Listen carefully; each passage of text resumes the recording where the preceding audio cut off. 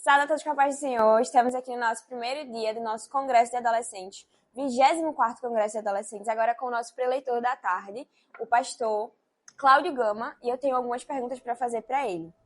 Pastor, primeiro me conta qual foi a experiência de ter pregado aqui, como o senhor sentiu os nossos adolescentes?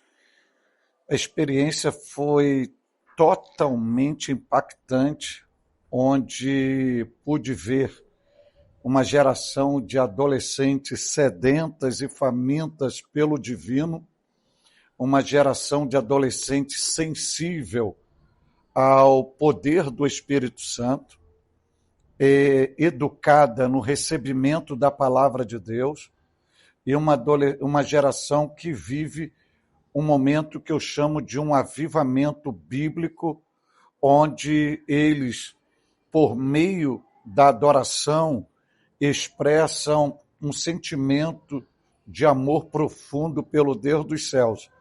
E isso gerou um impacto dentro de mim por ver esta composição de adolescente expressando um comportamento totalmente diferenciado, porém, à luz da Bíblia Sagrada. E isso marcou muito e me sinto muito honrado da parte de Deus estar participando deste conclave. Amém. Se o senhor pudesse resumir um pouquinho da palavra que o senhor deu hoje, o senhor poderia resumir para a gente? Sim, a objetividade da palavra hoje era mostrar a centralidade da pessoa de Jesus na cruz, de braços abertos, numa mensagem geral de amor imensurável e sacrificial pela humanidade, e, ao mesmo tempo, conscientizar a estes adolescentes a valorizar o sacrifício eficaz de Jesus na cruz do Calvário em prol da vida deles, para que nesta valorização eles possam, a cada dia, dedicar a sua vida ao altar do Evangelho numa devoção mais profunda, pessoal, relacional com Deus dos céus, tendo o Senhor como centro pleno da vida deles, onde o Senhor esteja de forma total e inclusiva em cada um deles, e que, assim sendo, nenhuma circunstância ou proposta possa fazê-los abrir mão da pessoa de Jesus. Amém. Quando a gente, adolescente, escuta o tema Atraídos pela Cruz, o que o senhor acha que Jesus quis dizer lá em João 12, versículo 32? Primeiramente, Jesus está dizendo que ele é a expressão máxima do amor de Deus, e nessa expressão máxima do amor de Deus, sendo levantado na cruz, é o cumprimento do plano salvífico divino, onde Deus estabeleceu em prol da raça humana, onde ele, por meio da sua obra substitutiva, sacrificial, e através da operacionalidade do Espírito Santo, atrairá a humanidade a ele. Esse é o objetivo geral de Jesus a fazer essa declaração. Essa declaração é uma projeção da sua morte. Ele já está de forma antecipada, tanto visualizando quanto projetando o seu sacrifício na cruz e mostrando que ele foi enviado como oferta do Pai, com a objetividade de salvar a humanidade.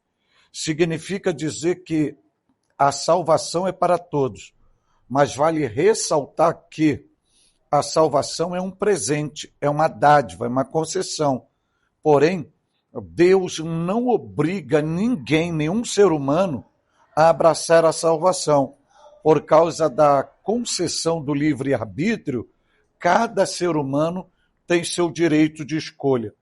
Porém, esta dádiva está à disposição de todos, e o objetivo do Cristo na cruz é justamente atrair a humanidade para um novo estilo de vida com Deus dos céus, que biblicamente vai chamar isso de uma reconciliação com Deus, de uma vida em comunhão, em familiaridade, em interação com o Deus dos céus, fruto de um relacionamento fundamentado no amor divino.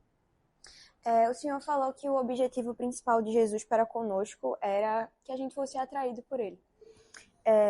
Como o senhor acha que nós, adolescentes, sentimos, ou quando seria esse momento que a gente, como adolescente, sente esse chamado para perto da cruz em meio a tantas distrações? Essa pergunta ela é muito pertinente devido às grandes propostas que hoje a sociedade, principalmente os adolescentes, estão tendo, principalmente com o avanço da tecnologia, com a oportunidade e o acesso fácil que os adolescentes estão tendo hoje através das redes sociais. Porém, nenhuma distração ela pode ser um argumento de desculpa para afastar esse adolescente. Esse adolescente, ele pode ser atraído à cruz e ter uma experiência pessoal de Jesus. E como ele pode vivenciar isto? Como ele pode vivenciar isso? Ele pode vivenciar isso por alguns aspectos. Primeiro, por ele entender que Jesus é o seu bem maior, que Jesus é a razão da sua existência na face da terra, que Jesus é o centro da sua vida. E isto só é possível quando ele se rende ao Cristo, porque os adolescentes hoje, por mais que você estabeleça uma faixa etária para eles, os adolescentes hoje, eles já sabem distinguir a mão direita da esquerda, eles já sabem fazer as escolhas deles, devido ao nível de avanço, tanto de conhecimento tecnológico quanto teórico, e a própria vida, que é uma escola, tem preparado esses adolescentes. Então, eles têm o direito de escolha. E isso, quando eles optam por Jesus para viver uma vida com Cristo, eles têm a possibilidade de se doarem plenamente para Jesus, e nesta doação, as coisas fúteis oferecidas pelo mundo, como as distrações, o entretenimento, as propostas da Babilônia, o manjar do rei, as tentações, ele tem facilidade de dizer não a tudo isso, porque o amor que ele tem por Jesus não se compara com as ofertas que o mundo lhe oferece. E isso só é possível como? Primeiro, se ele vivenciar um novo nascimento, porque a gente precisa distinguir um adolescente que ele é criado na igreja do adolescente que nasceu de novo, porque nem todos que foram criados na igreja ou estão sendo criados na igreja viveram um novo nascimento. Ele está indo numa rotina religiosa, seguindo os passos dos próprios pais, mas ele mesmo não teve aquele encontro, aquela experiência, aquele impacto transformador do Cristo. Então ele precisa deste impacto, que a Bíblia chama de novo nascimento, que a Bíblia chama de regeneração, que a Bíblia chama de ressurreição espiritual. E quando ele vive este novo nascimento e que ele tem uma experiência pessoal com Jesus, ele vai chegar a um nível de convivência com Jesus que ele vai dizer igual a Paulo: nada poderá nos separar do amor de Deus que está em Cristo Jesus. Ou seja, ele ama tanto a Jesus que nada nesta vida é motivo de romper este laço amoroso construído entre ele e Jesus via o sacrifício de Jesus. Amém. O senhor poderia contar para a gente um testemunho onde o senhor teve essa virada de chave em que percebeu que Jesus realmente seria o centro da vida do senhor e que o senhor deveria seguir esse caminho? Sim, na verdade, para ser bem sincero a você, eu não sou fruto de igreja, eu não sou fruto de pregação, eu não sou fruto de nenhuma liturgia cristã. Eu sou fruto de um ecoar exclusivo, pessoal, direto da voz de Deus. Literalmente, quando a minha experiência, minha primeira experiência impactante e transformadora com Deus dos céus, eu não estava dentro da igreja, eu não estava assistindo um culto, eu não estava ouvindo uma mensagem. Eu estava em um ambiente totalmente aleatório. E ali eu vi a voz de Deus. A voz de Deus chegou no meu ouvido direito e fortemente me chamou. Eu olhei para o lado, olhei para o outro, olhei para a frente e não tinha ninguém. E eu pensei que era algo da minha cabeça, que eu estava pensando alto. E alguns segundos depois, vem aquela voz novamente. E aquela voz já foi para um chamado. E naquela voz eu já me converti. Naquela voz eu passei a ter nojo de tudo que eu tinha naquele momento, de como eu estava. E no domingo eu só fui à igreja para confirmar, porque até aquela voz me disse, vá a tal lugar, a tal igreja, me deu o endereço, me deu o local para que eu pudesse ali confirmar a salvação. Cheguei no culto, o pregador da noite, numa linguagem bem popular, a mensagem dele foi uma salada mista. Misturou Apocalipse com Gênesis, o amor de Deus com o batismo com o Espírito Santo. Foi aquela salada mista. Mas no final eu estava lá na frente, em lágrimas, me rendendo. E ele achando que era fruto da mensagem dele. Mas eu já cheguei convertido. Interessante que 3 dias depois eu estava na igreja, novamente na igreja. 3 dias depois eu estava na igreja. E o dirigente da igreja deu oportunidade para uma jovem cantar um hino. E quando ela pega o microfone para cantar um hino, ela é dominada pelo espírito da profecia. E ela começa a profetizar. Jovem, foi eu que te chamei. E eu te chamei para isso. Vou fazer de você isso. Vou te levar a tantos lugares assim. Quando ela disse tudo isso, quando eu ouvi aquilo, diante do contexto e da época que só consagrava pastores com idades avançadas e um regime bem conservador, bem autoritário, humanamente parecia impossível, mas eu abracei aquela palavra.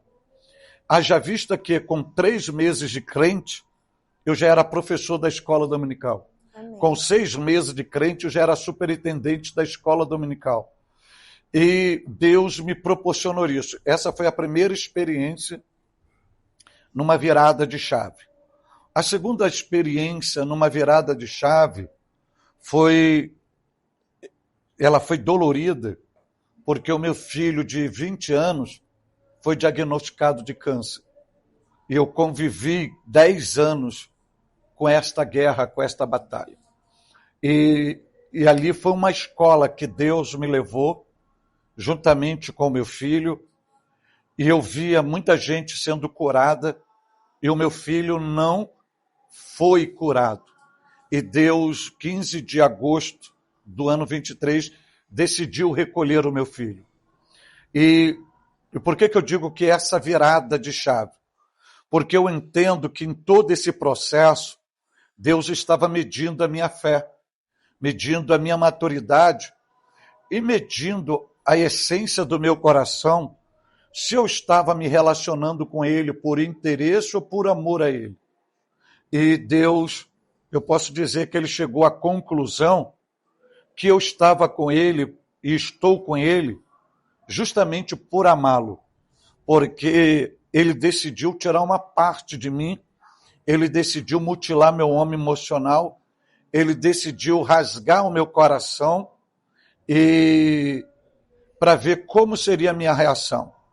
E, no entanto, o meu filho estava morto, estirado aos meus pés no caixão, e eu fazendo um culto de ações de graça, dizendo que eu amo o Senhor, que o meu amor por Ele está acima de todas as coisas. E esta virada, eu posso dizer que foi uma virada de chave, porque essa experiência me levou a uma dinâmica maior. E hoje Deus me utiliza como um instrumento para ministrar mensagens voltadas para curas na alma, curas espirituais. E hoje Deus colocou um grupo de pessoas marcados pela dor, que vive um luto, que vive em desespero, e por meio dessa experiência, Deus tem liberado bálsamos para estas pessoas. Então, eu posso dizer, pontuar nesses dois nortes aí, essa virada de chave, onde Deus utilizou para que eu possa ser uma gotícula dele no oceano do seu reino. Amém. Muito bonito os testemunhos que o senhor trouxe. Eu queria fazer outra pergunta. Quando aconteceu essas duas situações, como foi que o senhor lidou para manter Jesus continuar sendo o centro da sua vida? Porque tem viradas de chave que a gente tem, mas durante a caminhada acontecem certos processos que, querendo ou não, a gente acaba bambeando. Como foi que o senhor conseguiu manter o foco na cruz? Ok. Esta pergunta ela é muito importante porque ela nos faz desconstruir a ideia de heroísmo, sim, de perfeição, de santidade, de homem de ferro, de mulher maravilha, de ser o maioral. Se eu disser para você que não houve vontade de desistência, eu estou mentindo para você. Eu estou sendo hipócrita para você. Se os conflitos internos não afloraram, se eu negar isso, eu estou sendo totalmente leviano contigo. Se eu disser para você que muitas das vezes a vontade bate, e você começa a pensar até que ponto vale a pena ser fiel desta forma. Se eu disser para você que esses pensamentos não afloram, eu estou iludindo você e mentindo para mim mesmo e mentindo para Deus. Porque Deus conhece minha estrutura e eu falo isso com muita transparência, porque eu não tenho nada oculto diante de Deus. Oculto diante de Deus. Então, significa dizer que quando esses desejos, quando essas ações sentimentais afloraram, muitas das vezes eu tinha que respirar fundo, eu tinha que me jogar no chão e gritar por socorro e pedir misericórdia, pedir ajuda, porque apesar de tudo, de eu não entender nada das propostas, das tentações, das aflições, dos conflitos, eu tinha e eu carregava dentro de mim que eu nunca poderia ser injusto com Jesus. Eu nunca poderia ser ingrato com Ele. Que eu não poderia nunca ser infiel a Ele. Então, apesar de tudo, mesmo nas minhas fragilidades, eu fazia igual a Davi, como diz no Salmo 142, eu expunha as minhas queixas diante dele. Então, eu não tenho nada oculto diante de Deus, ele é meu testemunho. Então, eu chegava para ele e dizia assim, eu estou assim, eu estou com essa vontade, está acontecendo isso dentro de mim, o Senhor sabe, E se o Senhor não me der graça, eu não vou resistir, eu não vou aguentar, eu não estou suportando esta dor. Então, quando você tem a convicção que você tem um Deus que você pode se relacionar com Ele, que você pode abrir o seu coração de forma plena, transparente, e você não se mascarar diante dele, você tem a probabilidade de ter fertilizantes, combustíveis, para você superar estas situações. E eu falo isso com muita propriedade, com muita transparência, até mesmo hoje, como Deus decidiu pedir o meu filho como oferta de sacrifício, e ofereci, muitas das vezes eu vou orar, o meu homem emocional brada dentro de mim. Para que orar? Se você orou 10 anos e Deus não curou teu filho. Aí o que eu faço? Eu muitas das vezes eu uso uma linguagem humana para você entender. Eu pego o meu homem emocional, jogo ele na parede e eu levanto, eu dou um grito. Literalmente, eu dou um grito para o meu homem biológico, para o meu homem emocional, para o meu homem espiritual ouvir. Deus é fiel. Deus não mudou.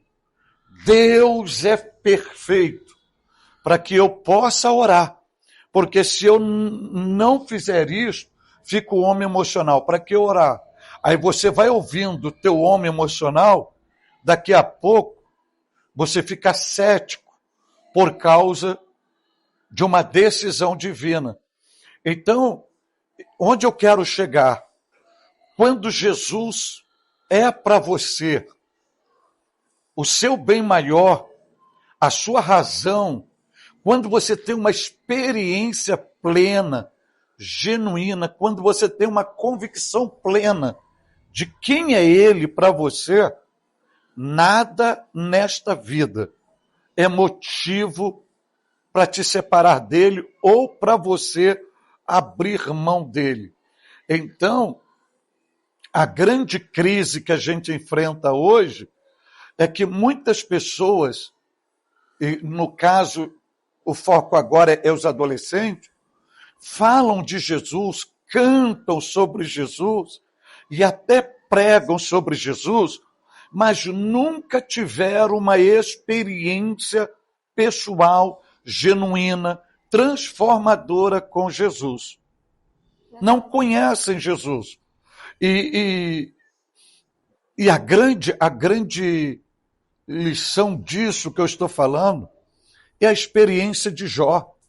É Jó nos 42:2 dizendo assim: eu só te conhecia de ouvir, agora os meus olhos te veem. Ou seja, a maioria das pessoas que estão dentro da nossa igreja só conhece Jesus de ouvir, mas nunca estiveram com ele.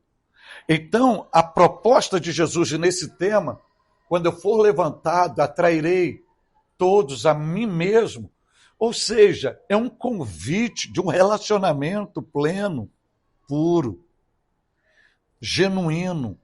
É a essência do evangelho, é a essência do cristianismo, que não tem nada a ver com religiosidade, que não tem nada a ver com fantasia religiosa, que não tem nada a ver com esse Cristo antropocêntrico, capitalista, do entretenimento que criaram, estão apresentando essa geração. O Cristo bíblico, quando você tem uma experiência com ele, você tem a habilidade, a resiliência de você passar por tudo que é negativo. Mas você jamais irá abrir mão dele, porque você tem aquela dádiva de dizer igual a Paulo: eu sei em quem tenho crido. Então, quando você, esse verbo ser, não é simplesmente o conhecimento teórico, é um conhecimento experiencial. Então, o que falta hoje para essa geração é uma experiência pessoal com Jesus. E essa experiência vai levar a uma produção de uma metamorfose em todas as áreas da vida, começando no nosso homem espiritual, emocional, biológico. E isso significa dizer que quando você tem essa certeza que você vive Cristo e que Cristo vive em você, todas as demais coisas se tornam fúteis, levianas, desprezíveis e, na maioria das vezes, sem sentido para você. Enquanto o senhor estava falando, eu me lembrei da passagem de Jeremias. E chega um momento no chamado de Jeremias em que Jeremias ele começa a dizer para Deus que ele não vai pregar mais, ele não vai falar mais. Aí no mesmo versículo no final vai dizer que ele não consegue parar de falar sobre a palavra de Deus porque a palavra está queimando nele. Por conviver um pouco com os adolescentes, eu sei que grande parte dos adolescentes passam por isso. De saber, de ter ciência do chamado que tem, de já ter escutado a voz de Deus, como o senhor disse que escutou, ou de ter recebido uma profecia, de ser ciente mesmo do seu chamado, mas que por algumas coisas acabam criando dúvidas, inseguranças dentro de si. Até também pela falta de maturidade, pela idade. Eu queria que o senhor desse um breve recado para os adolescentes que estão nessa situação, de saber que está sendo atraído pela cruz, que o sentido dele, que a vida dele é em direção à cruz, mas que está um pouco perdido. Primeiramente, nessa fase de conflito, de pensamento duplo, de cochear entre dois pensamentos, se você for para um lado psicológico, para um lado biológico, você enxerga isso como uma normalidade, porque é a fase que aflora muito a questão da indecisão. O que não pode ele se tornar refém disto, entender que isso é só uma fase. E quando ele tem um foco que você pode chamar de sonho, que a Bíblia chama de propósito, que você pode chamar de projeto de vida, que psicologicamente sentido da vida, quando ele tem isto, ele tem a possibilidade de superar, de passar por esse momento e lutar pelos seus objetivos. Haja vista, só para você entender aqui, saiu uma reportagem recentemente da juíza mais nova do Brasil, 25 anos, do interior de Minas Gerais, mas ela colocou, já desde a sua adolescência, 3 pilares na vida dela e o alvo de chegar à posição de juíza e aprovadas em vários concursos. Hoje, aos 25 anos, é juíza. O que eu estou lhe dizendo isso? Quando você tem um foco, quando você tem um sonho, quando você tem um alvo, você não ouve vozes. Você só ouve a voz. A voz do divino que move teu interior via o Espírito Santo. E quando você entende que você não é mais um, que você não é uma folha seca, que você não está para ser manipulado, mas que a sua vida está debaixo de um propósito, para fazer uma diferença, que você é a semente bendita que Deus plantou no solo da sua família. Quando você compreende isto, você tem mecanismos, ferramentas para superar os obstáculos, porque obstáculos virão, obstáculos faz parte, e você tem os mecanismos para superar tudo isso e chegar aos seus sonhos, aos seus objetivos. E principalmente quando tudo isso está debaixo da regência do divino. Então, a dinâmica é maior, o leque se abre, as coisas extraordinárias acontecem. Agora, tudo depende do nosso foco, da nossa objetividade, do nosso propósito. Porque, voltando ao tema, quando eu for levantado da terra, a todos atrairei a mim. Qual era o foco de Jesus? Qual era o propósito de Jesus? Aí, numa linguagem contemporânea, qual era o maior sonho de Jesus? Terminar sua vida na cruz como oferta. Olha o que fizeram de tudo.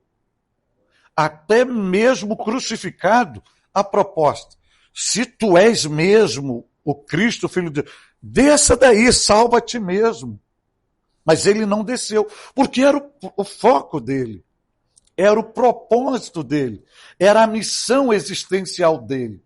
Então, isso vai nos ensinar que, quando a gente tem a convicção que nós somos mais do que um produto biológico, que nós estamos aqui debaixo de uma missão, de um propósito, para fazer a diferença onde quer que estejamos, mesmo de uma forma muito micro, mas nós podemos ser um agente de transformação, de superação e de realização de sonho. Quando a gente entende isso, que nós somos alvo deste propósito e vivemos esse propósito, nós temos a possibilidade de chegarmos a lugares que os nossos pais sonharam para chegar e não conseguiram chegar. E é justamente voltando à experiência que você falou de Jeremias, você vai ver que Jeremias, o Senhor o chama para profeta, no capítulo 1, e versículos 5 e 6, e ele diz assim para ele, não é comigo, eu não passo de uma criança. Aí Deus vai conscientizá-lo, fazer um protesto nele, e dizer assim, pare de dizer que você não é uma criança, porque eu te gerei, eu te conheço antes do ventre materno, e eu te consagrei para ser o quê? Um profeta. O que Deus está dizendo? Tenha consciência que você foi gerado para ser profeta, que teu propósito existencial é ser profeta. Você pode tentar ser outra coisa que você não vai obter êxito, porque o que foi estabelecido para você é ser profeta. Então, quando a gente tem a convicção disso, não há nada que possa nos parar quando a gente desenvolve tudo isso de acordo com a vontade de Deus e regido pelo seu bom espírito. Amém, pastor. Eu agradeço muito a resposta, que Deus continue abençoando muito a sua vida. Muito obrigada. A equipe da Jadalp agradece. Cássio, eu me sinto assim, um bem-aventurado poder compartilhar um pouco da minha experiência com essa geração abençoadíssima e poder plantar uma semente no solo deles, estimulando os mesmos a não abrir mão de Jesus e entender o propósito e lutar pelos seus sonhos e viver no centro da vontade de Deus. Fazendo assim, tem tudo para serem bem-sucedidos na face da terra e ser um troféu de honra para os seus familiares, para a sua igreja, para a sua sociedade, fazendo a diferença na face da terra. Amém.